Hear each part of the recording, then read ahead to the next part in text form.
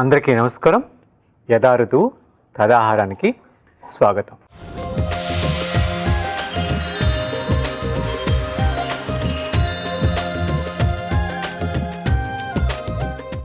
మనం ఈ ఎపిసోడ్లో ఏ ఋతువులో ఉన్నామో ఆ ఋతువుని బట్టి ఎలాంటి ఆహారం తీసుకోవాలి వాటితోటి ఒక 2 వంటలు చూస్తున్నాం. వాటిలో మొదటిగా ఇప్పుడు మనమైతే గ్రీష్మ ఋతువులో ఆషాఢ మాసంలో ఉన్నాం. ఆల్మోస్ట్ ఆషాఢ మాసం అయిపోయి నెక్స్ట్ మనకి శ్రావణ మాసం అంటే వర్ష ఋతువులోకి ఎంటర్ అయ్యేటువంటి సమయం వచ్చింది. ఇది ఆల్మోస్ట్ ఒక సంధి అంటే ఇంకో ఋతువులోకి ఎంటర్ అయిపోతున్నాం అన్నమాట. ఆ టైంలో మనకి బాడీకి ఇమ్యూనిటీ డీటాక్సిఫికేషన్ ఇవన్నీ జరిగితే కానీ మనం నెక్స్ట్ ఋతువులో ఆరోగ్యంగా ఉండడానికి సాధ్యపడుతుంది. దాంట్లో భాగంగా మనం వాటి గురించి మాట్లాడుకుంటూ ఈ ఎపిసోడ్లో ఒక 2 వంటలు చూడబోతున్నాం. వాటిలో మొదటిది ఊద సొరకాయ సారపప్పు అన్నం, రెండవదిగా వాక్కాయ రసం. వాటిలో మొదటిది ఊద సొరకాయ సారపప్పు అన్నానికి కావాల్సిన పదార్థాలు ఏంటో చూద్దాం.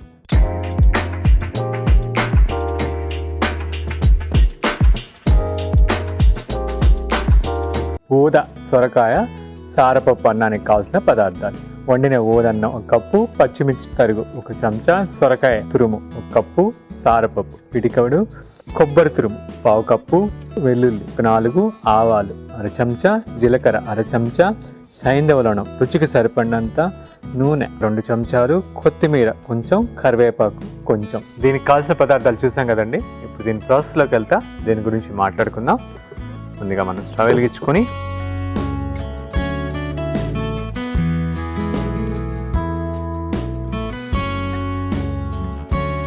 నూనె తీసుకున్నాం.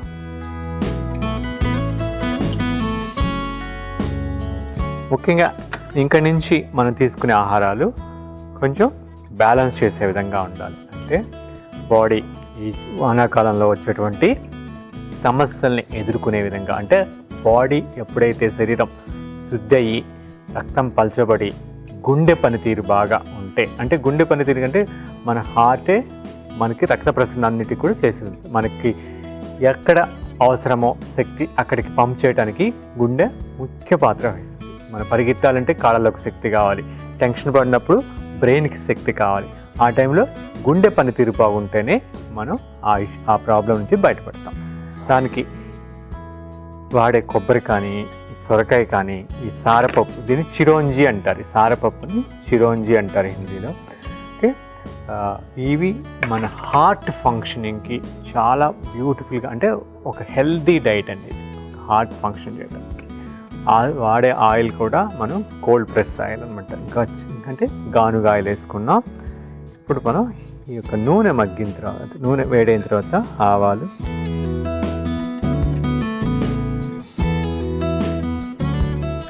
ఎప్పుడు కూడా మట్టి పాత్రలు చేసేటప్పుడు ముందు నూనె కానీ ఏదైనా వేసిన తర్వాత పొయ్యి వెలిగించుకోవాలి. అంటే ఇది పాతదై, అంటే ఇది చాలా సీజనింగ్ చేసాం కాబట్టి ప్రాబ్లం లేదు. సీజనింగ్ చేయకుండా ఫస్ట్లో మనం వాడేటప్పుడు మట్టి పాత్రని ఫస్ట్ బయట నుంచి రాగానే నీళ్ళలో నానబెడతాం.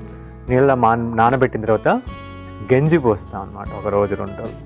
ఆ తర్వాత మళ్ళీ నీళ్ళలో నానబెట్టి ఆ తర్వాత ఆయిల్ రాసేసి పెడితే అప్పటి నుంచి మనం వాడటం స్టార్ట్ చేస్తాం. 21 రోజు ఈ విధంగా చేస్తే అది 1 year 2 years కూడా చాలా బాగా, అంటే ఆ కోటింగ్ అంతా ఉండి మనకి అది మన్నిగ్గా మనకి ఎక్కువ రోజులు వస్తుంది అన్నమాట. కడిగేటప్పుడు కూడా మనం ఉప్పు వేసి కానీ లేకపోతే నిమ్మకాయ తొక్కుతో కానీ కొబ్బరి పీచు పట్టుకొని రుద్దుకోవాలి. కానీ సోప్ అస్సలు వాడకూడదు. అంటే ఎందుకంటే దీంట్లో పోరస్ ఉంటుంది కంటే దాంట్లోకి వెళ్ళిపోయి దీని యొక్క అది ఫుడ్లోకి మళ్ళీ వచ్చి దాని యొక్క క్వాలిటీ పోతుంది. మట్టిలో వాడిన వల్ల మనకి ప్రాణిక శక్తి ఉంటుంది. ఆ ఒక ఫుడ్ క్వాలిటీ అనేది ఎప్పుడు కూడా ఒకే విధంగా ఉంటుంది. ఇది రీటైన్స్ అనమాట. దాంట్లో మినరల్స్ అన్నీ కూడా రీటైన్ అవుతుంది. కాబట్టి మట్టి పాత్రలో ఉండటం చాలా శ్రేయస్కరం. ఆవాలు, జీలకర్ర వేసి ఆవాలు మగ్గిన తర్వాత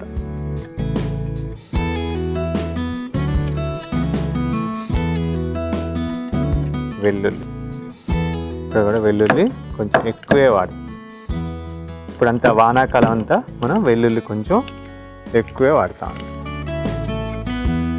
తర్వాత కరివేపాకు, తర్వాత పచ్చిమిర్చి. ఇక్కడ ఓన్లీ పచ్చిమిర్చి వాడుతున్నాను, నేను ఇంకేం వాడట్లేదు. మీరు వద్ద మిరియాల పొడి కూడా వాడుకోవచ్చు.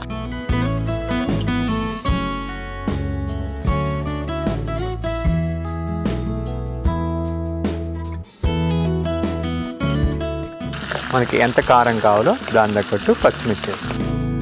ఇది కొంచెం మగ్గుతున్నప్పుడు అంటే ఇప్పుడు కావాలంటే ఇక్కడ ఉల్లిపాయ కూడా వాడుకోవచ్చు, కావాలనుకుంటే, వద్దనుకుంటే పర్లేదు. ఇప్పుడు మనం సొరకాయ, తురిమిన సొరకాయని,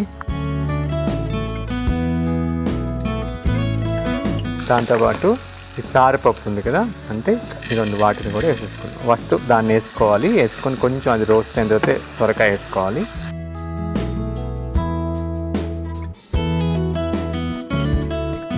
దీన్ని సారపప్పు అంటారు, చిరోంజి అంటారు. ఇది హార్ట్ ఫంక్షన్కి చాలా మంచిది. వూండ్స్ అనమాట, స్టమక్లో అల్సర్స్ ఉంటాయి కదా, అల్సర్స్ని మనకి హీల్ చేయడానికి, దెబ్బలు తగిలితే మానడానికి, స్కిన్ టోనింగ్కి, అన్నిటికి కూడా చాలా మంచిది అంటున్నారు. ముఖ్యంగా పాయసంలో వాటిలో వేసుకుంటాం, ఈ విధంగా కూడా మనం చేసుకోవచ్చు అన్నమాట. ఇది బాగా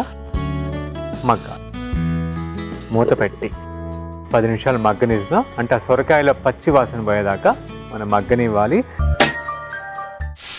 ఎవరికైనా యూరినరీ ట్రాక్ట్ ఇన్ఫెక్షన్స్ అంటే కిడ్నీ బాగా పనిచేసేదానికి, యూరిన్ సాఫీగా జారేయడానికి మన ఇలాచి గింజలు ఉంటాయి కదా, ఇత్తనాలు ఉంటాయి కదా, అంటే లోపల సీడ్స్, వాటిని ఒక 10 వచ్చేటట్టు, అంటే ఒక 3-4 ఇలాచీలు మనం తీస్తే అది వస్తుంది. దాన్ని మెత్తగా పొడి చేసి, అరిటాకు, ఉసిరికాయ, ఈ రెండింటిని కలిపి జ్యూస్ ఒక 3 స్పూన్లు తీసుకొని దాంట్లో ఈ పొడి కలిపి రోజుకు 2 సార్లు మనం సేవించినట్టయితే, ఎర్లీ మార్నింగ్, సాయంత్రం పూట సేవించినట్టయితే మంచి గుణం కనపడుతుంది. కొబ్బరి కూర వేసాం, చేసి ఉడకబెట్టినటువంటి ఊద అన్నాన్ని వడేస్తాం. ఊదలు, వీటిని బార్న్యార్డ్ మిల్లెట్ అంటారు. ఇది చాలా సులువు అండి డైజెషన్ సిస్టమ్కి. ఓకే, ముఖ్యంగా ఇట్లాంటిది లాక్టిక్ మదర్స్ అనమాట, అంటే చనుబాలు పట్టాలంటే ఈ రెసిపీ చాలా బాగా పనిచేస్తుంది. అదేవిధంగా హార్ట్ ఫంక్షనింగ్ కూడా చాలా బాగా పనిచేస్తుంది. దీనికి తగినంత సైంధవ లవణం కలుపుకుంటాం.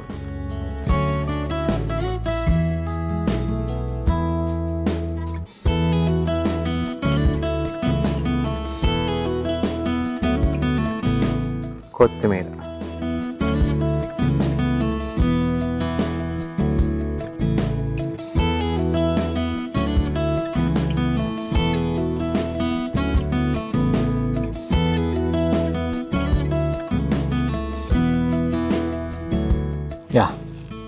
అయిపోయిందండి. ఇప్పుడు మనం దీన్ని ఒక సర్వింగ్ ప్లేట్లో తీసుకొని సర్వ్ చేసేసుకుందాం.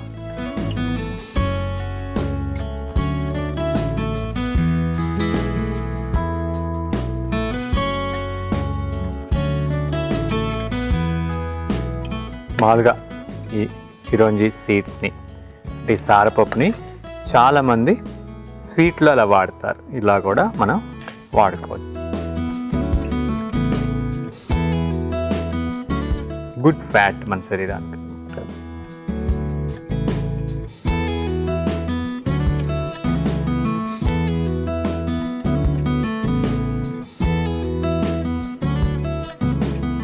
పైన నుంచి నేను కొంచెం కొబ్బరి కూర,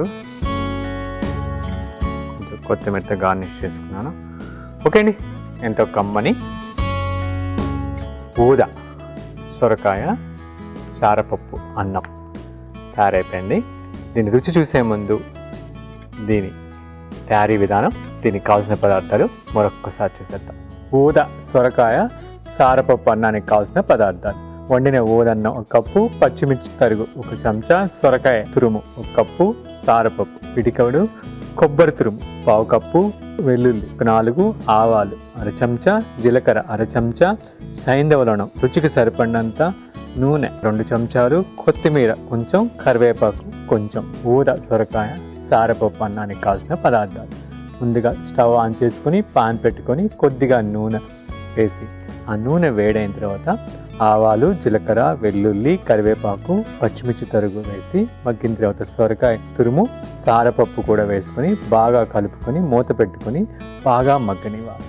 ఇది బాగా మగ్గిన తర్వాత కొబ్బరి తురుము, ఉడికించి తయారుగా పెట్టుకున్న ఊదన్నం, తగినంత సైంధవ, కొత్తిమీర వేసుకుని బాగా కలుపుకొని ఒక సర్వింగ్ ప్లేట్లో తీసుకొని పైనుంచి కొబ్బరి తురుము, కొత్తిమీరతో గార్నిష్ చేసుకుని సర్వ్ చేసుకుంటే ఊద సొరకాయ సారపప్పు అన్నం తయారవుతుంది.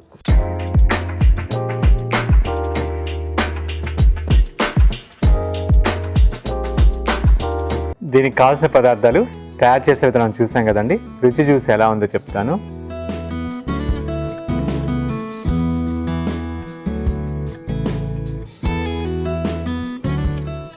చాలా బాగుంది. ఓకే, ఆ సొరకాయ, కొబ్బరి, ఈ చిరోంజి సీడ్స్ పంటి కింద తగులుతా చాలా రుచిగా ఉంది. ఖచ్చితంగా ప్రయత్నించండి. అంటే మనం తీసుకునేటువంటి పదార్థాలే మన శరీరానికి ఆరోగ్యం ఇవ్వాలి, అదే మనకి ఔషధం ఇవ్వాలి. అంటే ఔషధంలాగా పనిచేసి ఆరోగ్యాన్ని ఇవ్వాలి. మనం ఏమనుకుంటాం, ఔషధం అంటే వేరు, ఆహారం అంటే అది తీసుకునేటువంటి విధానం తెలియక ప్రాసెస్ ఫుడ్స్, జంక్ ఫుడ్స్ అంటే ఇష్టం వచ్చినట్టు మన శరీరానికి ఏవైతే అవసరం లేవో వాటన్నిటిని తీసుకున్నందువల్ల ఓన్లీ ఒక నాలుగుకి బానిస్తాయి, మనకి ఈ జబ్బులు పాలవుతాం. దాన్ని టెంపరీగా మనం రెక్టిఫై చేసుకునేదానికి మెడిసిన్స్ వాడతాం. కానీ ఎప్పుడు మన ఆరోగ్యంగా ఉండాలి అంటే పర్మనెంట్ సొల్యూషను మన ఆహారపు అలవాట్లు, జీవనశైలి. ఓకే అండి, చూసాం కదా. ఇప్పుడు మనం నెక్స్ట్ ఐటమ్ వాక్కాయ రసం, అంటే ఈ సీజన్లో దొరికేటువంటి వాక్కాయలతోటి రసం ఎలా చేయాలో చూద్దాం.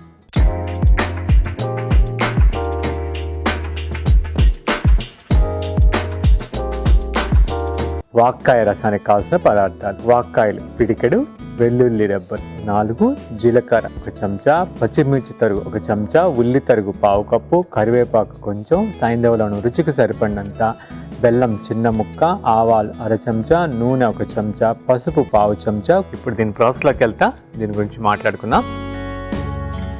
వాక్కాయ, దీన్ని కలేంకాయలు అంటారు, కలేకాయలు అంటారు, అలా డిఫరెంట్ రీజన్స్లో డిఫరెంట్ పేర్లు పిలుస్తారు. దీన్ని క్యాన్బెర్రీ అంటారు ఇంగ్లీష్లో. ఇది very rich in vitamin C, పుల్లగా ఉంటుంది. ఎస్పెషలీ మన కిడ్నీ ఫంక్షనింగ్కి, హార్ట్ ఫంక్షనింగ్కి వెరీ యాంటీ ఏజింగ్ అనమాట. అంటే ఇవి ఈ సీజన్లో ఖచ్చితంగా తీసుకుంటే స్కిన్ కూడా బాగా టోన్ అవుతుంది, కిడ్నీ ఫంక్షనింగ్ పెరుగుతుంది, ఇమ్యూనిటీ పవర్ పెరుగుతుంది. దీన్ని మనం పప్పులు వేసుకోవచ్చు, పచ్చడి చేసుకోవచ్చు, రసం చేసుకోవచ్చు, పికిల్లాగా చేసుకోవచ్చు, మనకి కన్వీనియంట్గా చేసుకోవచ్చు. రసం అనేది మనకి ఎప్పుడు చేసుకునేది కాబట్టి, అంటే రెగ్యులర్గా చింతపండుతోటి, టమోటాతో వేసుకుంటాం కదా. ఈ సీజన్లో ఇది చింతకాయ సీజన్లో చింతకాయ, ఉసిరికాయ సీజన్లో ఉసిరికాయ, ఇలా డిఫరెంట్గా ఆ సీజన్లో వచ్చేటువంటి వాటితో కూడా మనం రసం తయారు చేసుకోవచ్చు. ఓకే అండి, ఇప్పుడు మనం ఇది వేడవుతున్నప్పుడు వాక్కాయలు దీంట్లో వేసి ఫస్ట్ మనం దీన్ని ఉడకబెట్టుకుంటామండి. ఓకే, అంటే మనం ఆల్మోస్ట్ ఒక పిడికెడు వేసామనుకోండి, ఒక 6-7 మందికి సరిపడా మనం రసం పెట్టుకోవచ్చు. దాన్ని బట్టి అంటే ఒక 15 అలా వేస్తే ఒక 5 నుంచి 6 మంది కలిసినటువంటి రసం వస్తుంది అన్నమాట. దాన్ని బట్టి మనం రసం పెట్టుకోవచ్చు. ఇది మెత్తగా అయిపోద్ది, ఊరిని 5 to 5 మినిట్స్లో అయిపోద్ది. ఇది మెత్తగా అయిన దాకా తర్వాత ఇది చల్లార్చుకొని మన రసం తీసి దాని తర్వాత నెక్స్ట్ ప్రాసెస్లోకి వెళ్దాం అనమాట. ఇది ఉడకటానికి కొంచెంసేపు పడుతుంది కాబట్టి ఈ లోపల మనం వెయిట్ చేద్దాం. ఓకే అండి, ఇది మనకి ఉడికిపోయింది. స్టవ్ ఆపేసేసి దీన్ని ఒక బౌల్లో తీసేస్తాం. మెత్తగా ఉడికిపోయింది.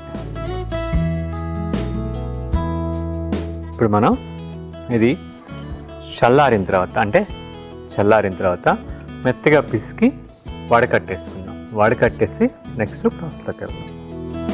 ఓకే అండి, ఇది చల్లారిపోయింది. ఇప్పుడు మనం దీన్ని మెత్తగా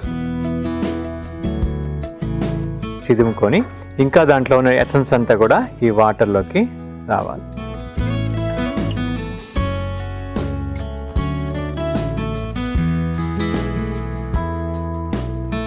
ఇలా మెత్తగా మనం చేసేసిన తర్వాత అంటే మొత్తం ఎసెన్స్ అంతా దిగిన తర్వాత వడకట్టేసుకుందాం.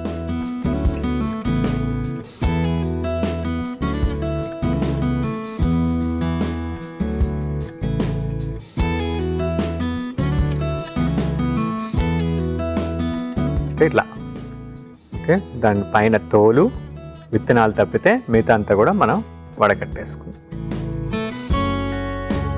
వడకట్టేసుకొని మనకి ఎంత వాటర్ కావాలో అంత వాటర్ యాడ్ చేసుకోవచ్చు అండి. ఇప్పుడు దీనికి మనం పసుపు తగినంత ఉప్పు, అంటే ఈ పులుపుకి సరిపడినంత ఉప్పు తీసుకొని నెక్స్ట్ ఉల్లిపాయ ఉంటుంది కదా, ఉల్లిపాయని ఇట్లా క్రష్ చేస్తున్నట్టు దాంట్లో కలుపుకోవాలండి. అప్పుడు ఆ యొక్క ఫ్లేవర్ దీనికి స్పెషాలిటీ ఏంటంటే ఆ యొక్క ఫ్లేవర్ ఉంటుంది, ఉల్లిపాయ ఫ్లేవరు అది దిగుతుంది. అదేవిధంగా కొంచెం పచ్చిమిర్చి, అంటే ఎంత పచ్చిమిర్చి కావాలో కారం కావాలో, దీంట్లో కారం ఇది ఒక్కటే వేస్తున్నాను, ఇంకేం వేయలేదు. కాబట్టి ఎర్రకారం వేసుకోవచ్చు, నేను ప్రిఫర్ చేయను, ఇదే వేస్తున్నా. కాబట్టి మిరియాల పొడి కూడా వేసుకోవచ్చు. దీన్ని కూడా మెత్తగా ఇలా గట్టిగా మనం ఇట్లా ప్రెస్ చేస్తా వాటర్ దిగితే ఆ ఒక ఎసెన్స్, ఆ పచ్చిమిర్చి ఎసెన్స్ కూడా ఇంకా బాగా దిగుతుంది అన్నమాట. ఇట్లా మెత్తగా వేస్తే ఆ ఫ్లేవర్స్ అన్నీ బాగా దిగుతాయి దీంట్లో. అయిపోయింది. ఇప్పుడు నెక్స్ట్ మనం దీనికి పోపు పెట్టుకుంటాం. వెలిగించుకుందాం. వెంటనే నూనె తీసేసుకుందాం.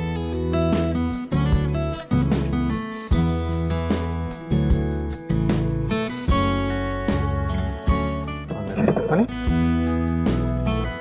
ఆ నూనె వేడే లోపల వెల్లుల్లిని దంచుకుందాం.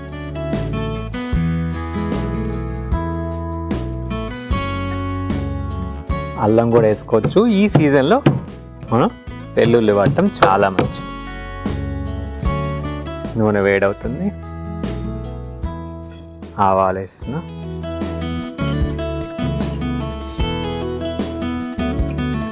ఆవాలు వేడిన తర్వాత జీలకర్ర వేస్తుంది. జీలకర్ర కొంచెం వేడైన తర్వాత ఇంకా వెల్లుల్లి వేస్తుంది.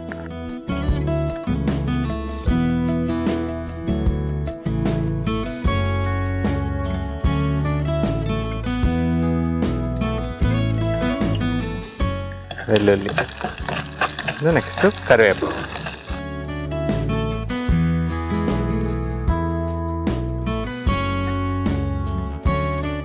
ఇది ఆ పోపు అంతా కూడా ప్రాపర్గా నూనెలోకి దిగిన తర్వాత సాధించినట్టుగా అంటే వెల్లుల్లి, జీలకర్ర, ఆవాలు, కరివేపాకు అన్నీ వేసిన తర్వాత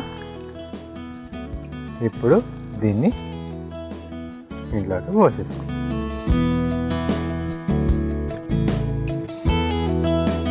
పోసుకొని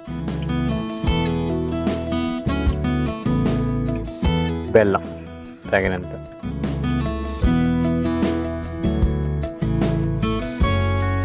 కావాలంటే ఉప్పుని అడ్జస్ట్ చేసుకోవచ్చు ఈ టైంలో.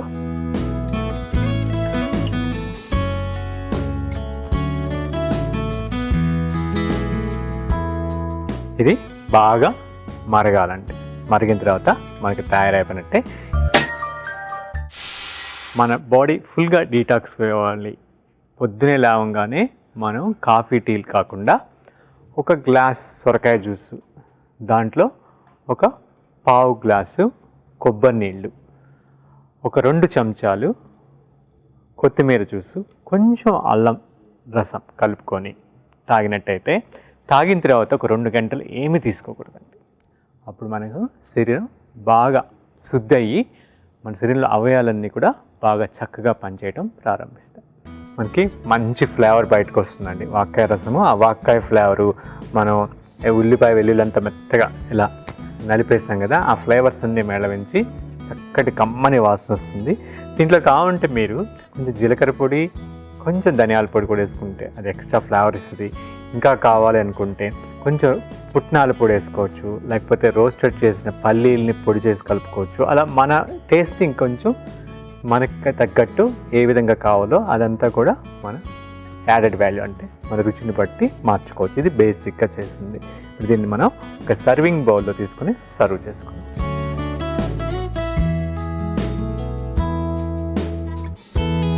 చాలా సింపుల్, చాలా టేస్టీగా ఉంటుందండి. నేను అనుకున్నట్టు మీరు ఇంకొంచెం పుట్నాల పొడి కానీ పల్లీల పొడి కానీ వేసుకుంటే అదొక రుచి బాగుంటుంది.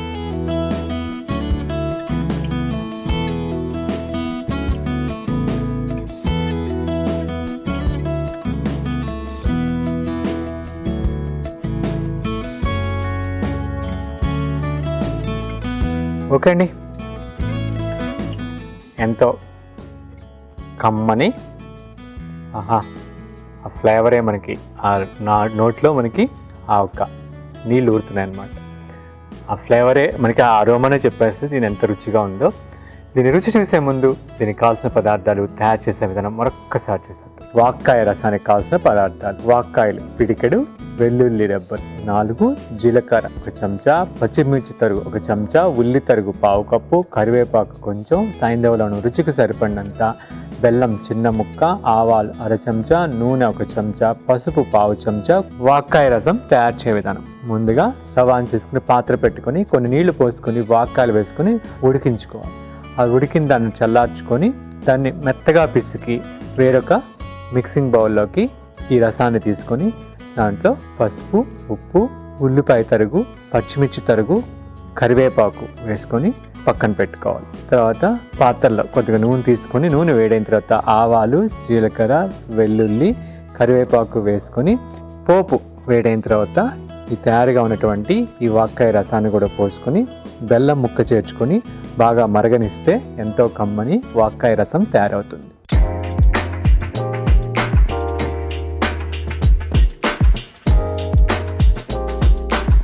దీనికి కావాల్సిన పదార్థాలు, తయారు చేసే విధానం చూసాం కదండి.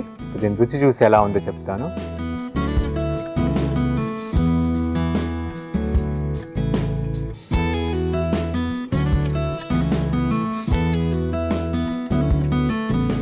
చాలా కమ్మగా ఉందండి.